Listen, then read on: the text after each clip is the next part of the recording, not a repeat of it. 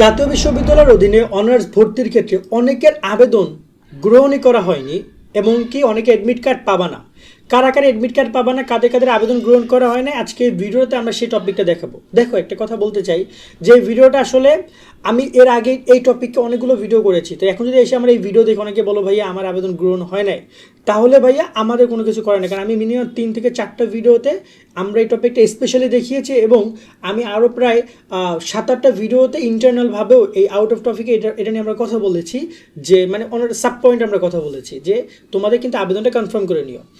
আমাকে অনেকে এখন কমেন্ট করছে ভাই আমার আবেদন কনফার্ম হয় নাই, সাবমিটেড দেখাচ্ছে, এটা ওটা হ্যান ত্যান। আমি কি বলবো ওদেরকে জানি না, যাক আমি একটু আরেকবার দেখে দিতে চাই যে আবেদন কিন্তু তোমাদের হয় না, যারা অ্যাডমিট কার্ড পাবা না তোমরা। যারা আমাদের এখনো ফেসবুক পেজ সাবস্ক্রাইব করে ফলো করো নাই, ইউটিউব চ্যানেল সাবস্ক্রাইব ফলো করে আমাদের সাথে কানেক্টেড থাকো। আর যারা আমাদের অনার্স ভর্তি পরীক্ষার কোর্সে অ্যাড অনে চাইলে কোর্সে জয়েন করে বিস্তারিত দেখে নিতে পারো।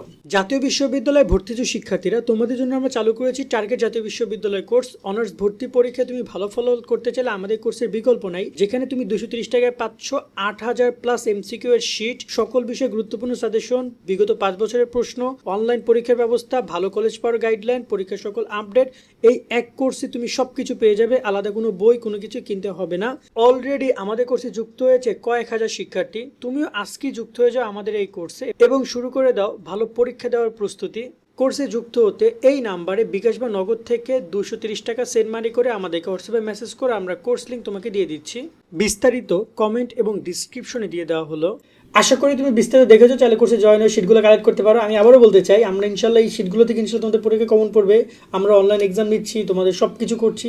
আশা করি এটা ভালো কম্পিটিশন, ভালো একটা প্রিপারেশন তুমি এখান থেকে নিতে পারবা এবং ভালো একটা প্রস্তুতি নিয়ে তুমি পরীক্ষা কেন্দ্রে যেতে পারবা।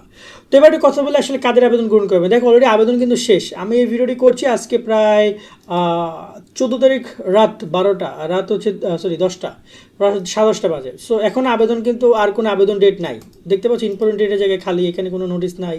অ্যাপ্লিকেশনে ক্লিক করলে অ্যাপ্লিকেশন কিন্তু আসে না, সার্ভার আউট দেখায়। সো কি বুঝলা, আবেদন শেষ।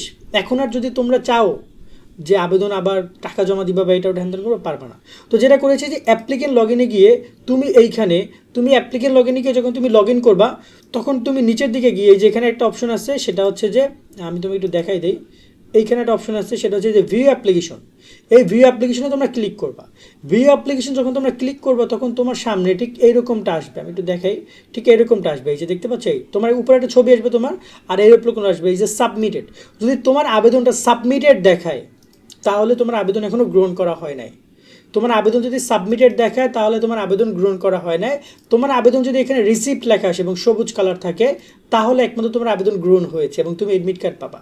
যাদের আবেদন এখনও সাবমিটেড দেখাচ্ছে, তারা এখন টাকা জমা দিলেও হবে না। তুমি টাকা জমা দিয়েছো কি দাও না সেটা তোমার ম্যাটার করে, দিয়েছো নাকি দাও না জানি না, বাট আবেদন তুমি আর পরীক্ষা দিতে পারছো না এবছর, যদি আবেদন সময়সীমা তারা না বাড়ায়। সো কি বুঝতে পারছো যে আবেদন সময়সীমা এখানে কিন্তু সাবমিটেডের জায়গায় রিসিপ্ট লেখাটা দেখাবে। ওকে, যেমন ধরেন যে এই স্টুডেন্টের আবেদন আমার ছোটো বোন, আমরা এখানে অ্যাপ্লাই করেছি, ওরটা আমি সাবমিট জাস্ট এমনি দেখানোর সুবিধাতে অ্যাপ্লাই করেছিলাম।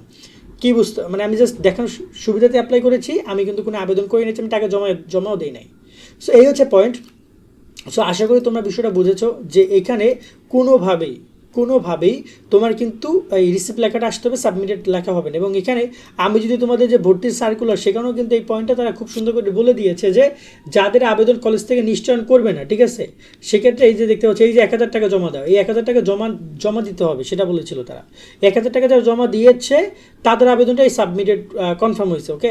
আর 1000 টাকা যারা জমা দেয় নাই অথবা জমা দিয়েছে কিন্তু কলেজ কনফার্ম করে নাই, সেটা মূলত এই প্রবলেমটা হয়েছে।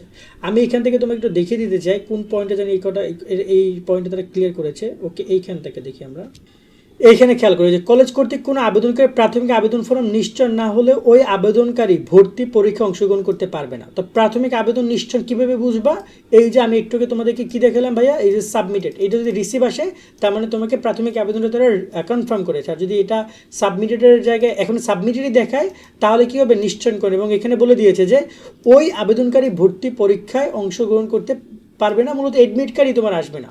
খুব শীঘ্রই এখানে এই যে দেখতে পাচ্ছ এডমিট কার্ড ডাউনলোড, এখানে ক্লিক করলে এডমিট কার্ড ডাউনলোড শুরু হবে, ঠিক আছে। খুব শীঘ্রই এটা শুরু হবে যখন ভর্তি পরীক্ষা ডেট অ্যানাউন্সমেন্ট করবে। সেই বিষয়গুলো নিয়ে আমরা পরে আলোচনা করবো। আমাদের সাথে কানেক্টেড থাকবা, এরকম কোনো জন্য মিস কিছু না যায়। আর যদি তুমি অলরেডি রিসিভ আসে কমেন্টে জানিও। সকলে অনেক অনেক ভালো থাকবা। আল্লাহ হাফেজ।